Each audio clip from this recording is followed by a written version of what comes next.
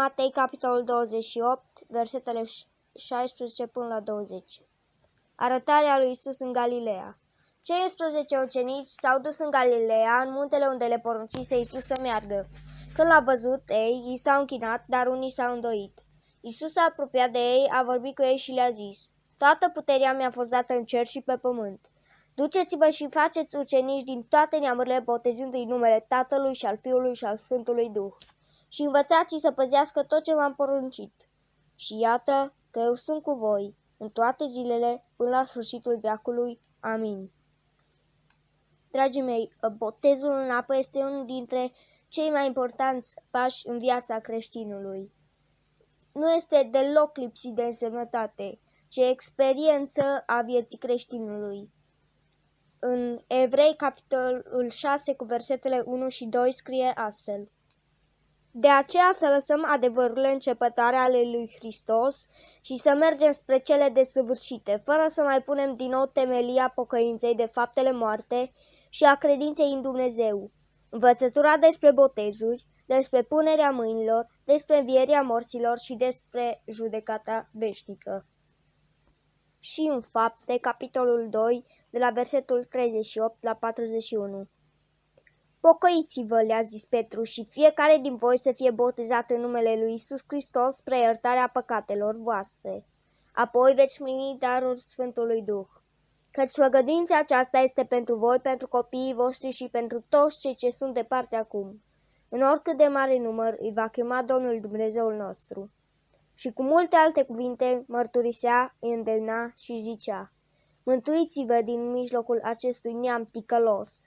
Cei ce au primit propovăduirea lui au fost botezați. Și în ziua aceea, la numărul ucenicilor s-au adăugat aproape 3000 de suflete. După cum atunci, la numărul ucenicilor, aproape 3000 de suflete li s-au adăugat, e posibil lucrul acesta și azi? Păi, în Matei, capitolul 28, cum am citit și înainte, în versetul 18, spune: Toată puterea mi-a fost dată în cer și pe pământ. Și în versetul 20, a doua parte a versetului, scrie: Și iată că eu sunt cu voi în toate zilele până la sfârșitul veacului. Dacă puterea e a lui Isus și El este cu noi, de ce să nu se poată să fie adăugate 3000 de suflete chiar și în vremurile acestea? Deci înseamnă că acest lucru este încă posibil și în zilele de azi. Acum aș avea 5 idei despre care voi vorbi acum. În acest videoclip voi explica ce am predicat, ce am citit dimineață. Prima idee. Sensul cuvântului botez. A boteza înseamnă a scufunda sau a afunda. Prin utilizare, cuvântul ar însemna a fi scufundat în întregime sau a fi afundat în întregime. Deci sensul cuvântului botez înseamnă a scufunda, a afunda în apă sau în altceva. A doua idee este: de ce să avem noi porunca botezului? Păi, asta e chiar foarte simplu și scrie chiar în Biblie. În Marcu, capitolul 16, cu versetul 16. Păi, Iisus a poruncit asta. În Marcu 16, cu 16 spune: Cine va crede și se va boteza va fi mântuit, dar cine nu va crede va fi osândit. Aici nu explică chiar foarte clar că Iisus poruncește, dar în Matei, capitolul 28, versetul 19, care este textul de memorat, spune: Duceți-vă și faceți ucenici din toate neamurile, botezându-i în numele Tatălui și al Fiului și al Sfântului Duh. Aici se vede clar că Iisus poruncește. B. Iisus a fost botezat. Textul din cuvântul de dimineață pentru dimineață spune la botezul lui Iisus Hristos, de la versetul 13.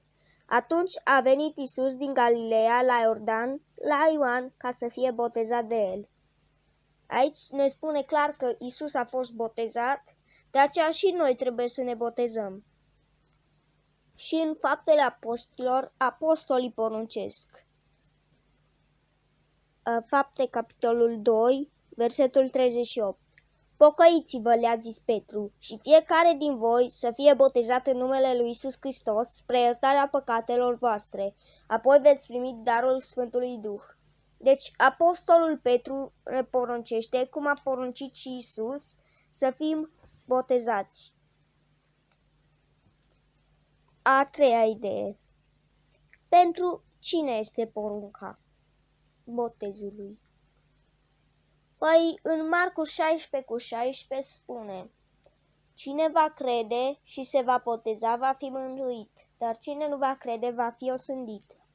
În Fapte, capitolul 8, de la versetele 35-38,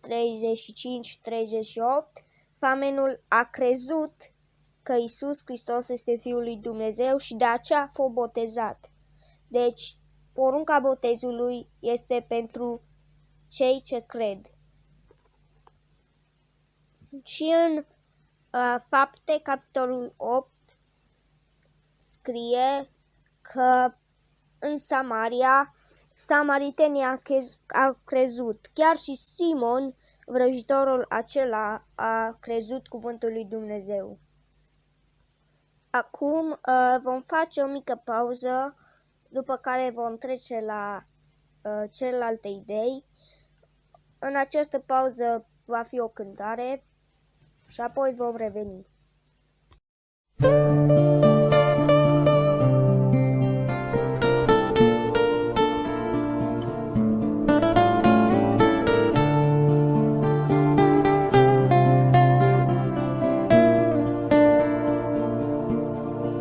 Ce mângâieri mi-ai dat mereu în necazul meu, Iisus, ce încurajări, ce îmbărbătări când eram în greu, ce sfaturi mari și în ce fel, cât m-ai învățat, Iisus, ce sentiment, ce bucurii, Doamne, Tu mi-ai dat.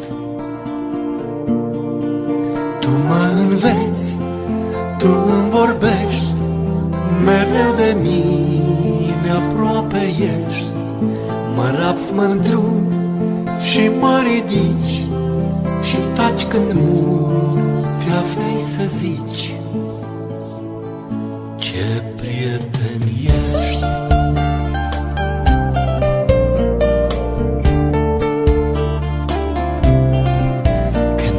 Aveam cui să-i vorbesc, Tu m-ai ascultat, Iisus. Când nu știam cum să pornesc, m-ai încurajat. Când eram jos, bolnav căzut, Tu m-ai ridicat, Iisus. Când ți-am greșit și te-am rănit, mereu m-ai iertat. Tu mă înveți